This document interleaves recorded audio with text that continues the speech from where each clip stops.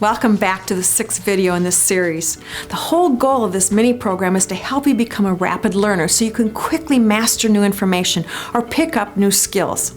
So far we've focused on dumping, chunking, and sequencing. You've learned about how to take that deep dive on that one very specific area you're going to tackle first. In short, you have acquired the knowledge that you need, but knowledge is worthless if it's stuck in your head. You have to immediately put it to use or it'll evaporate into thin air.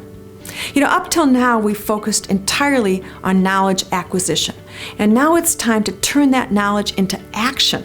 And this means you're going to have to update your own LinkedIn profile so that it reflects what you've learned. If only it was as easy as popping over to LinkedIn, jotting down your new verbiage, and pressing that save button. It's not. Whenever you learn something new, you go through this horrible, awkward stage. You write something down, and 2 seconds later, decide it's awful. So you try it again, and you rework it so that it sounds better, flows better, and makes sense. This is the practice phase of rapid learning. Because our focus in this series is on your LinkedIn profile, we're talking about writing. But you also need to follow the same process with your words in all your client interactions. If you want to get good at anything, practice is essential. Not live, in front of prospects, where any mistake you make will confuse people, create objections, or make you look like a rookie.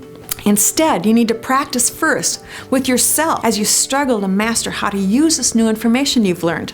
And then with others, like your colleagues or your boss. You ask them for feedback on what you did well and also where improvements are needed. And then you make the changes and try again.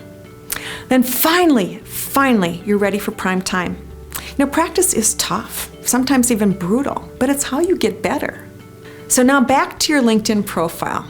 Once you've improved it based on the feedback you've received, it's time to go live, online.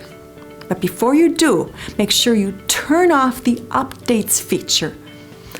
Otherwise, every time you save it, you'll notify your whole network. Your next step after completing this is to finish your experience section.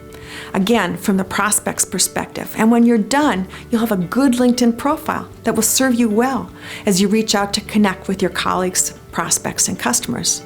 A good next step after that. Rapid learning is sequential. You'll be much more productive doing it this way. In our next video, we'll address the one key objection I hear all the time from sellers just like you. It's a doozy, so stay tuned.